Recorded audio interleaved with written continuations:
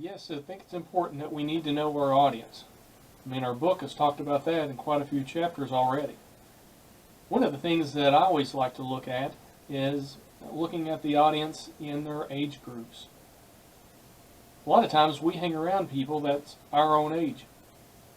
But whenever we're giving speeches, whether it be in a class setting or if it's out in the real world, you're going to be talking to people that are much younger than you are and much older than you are.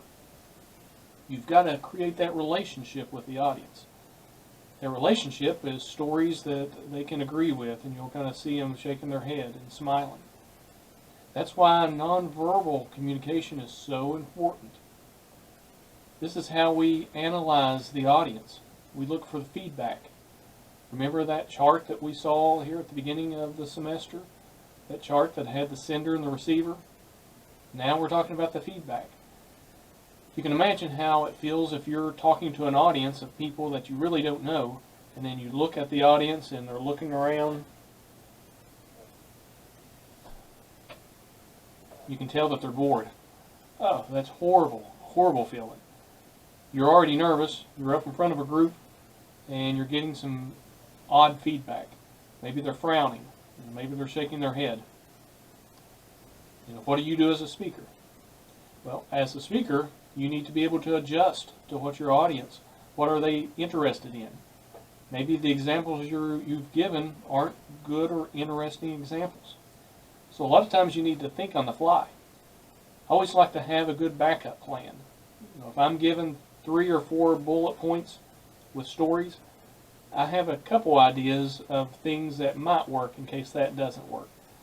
So a lot of times when I'm out there and I give the very first story, and I can tell that they're bored with it, and I kind of know that they might be bored with my second example or story. So I may change and do another one, or do a shortened version of that story. We need to be over-prepared every time we give speeches, because we just don't know a whole lot about the audience. We try to find out as much as we can through demographics, but again, whenever we're there in front of that group, we've got to be able to adjust quickly and keep the audience in mind.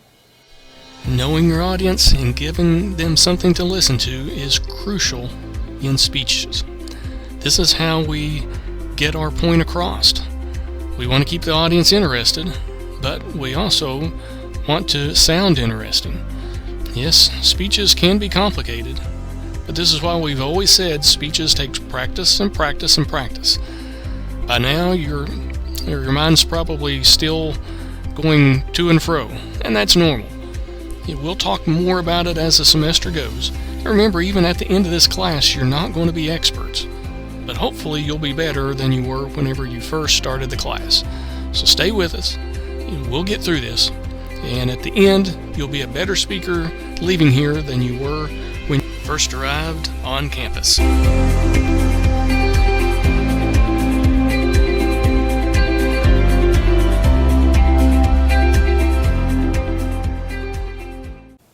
Now that we've studied about our audience, we've analyzed our audience, now it's time to prepare for a speech. Of course, in this class, you've already given your first speech. But in the book, we want to think of the ideas that they're giving us in the book in 2 different ways. One thing, they're going to give us some ideas on how to present our speeches in class.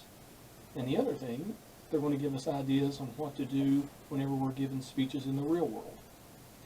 For example, when we've talked about audiences, well, in our class, you know who your audience is. They're other students. They have a lot of similarities as you do. It's not like that in the real world. So first, we want to look at how we're going to develop our speech. And as we learn how to develop our speech, we're going to look at 4 things. Everyone starts out giving a speech the same way, with a blank slate. But as we develop our speech, we need to select and narrow your topic, determine your purpose, develop your central idea, and generate your main ideas. The reason we want to narrow our topic, for example, what if you were going to give a speech to the Rotary Club and you thought about giving a speech on military history? Well, that's very broad. Is that military history all the way back from the Roman Empire or the Egyptian Empire? or you want to narrow it down to the military history used in World War II. Now that's more narrow. That sounds better. The best speeches are topics that we have some type of interest in. And as we're narrowing our speech and we're looking at what we're going to talk about, well, we need to look at our general purpose. We've talked about this before, but our general purpose is either to inform, to persuade, or to entertain. To inform and persuade are the most common. If you're going to inform, you're the teacher, you're the expert. If you're going to persuade, you're trying to persuade the audience to like a certain product or a certain idea.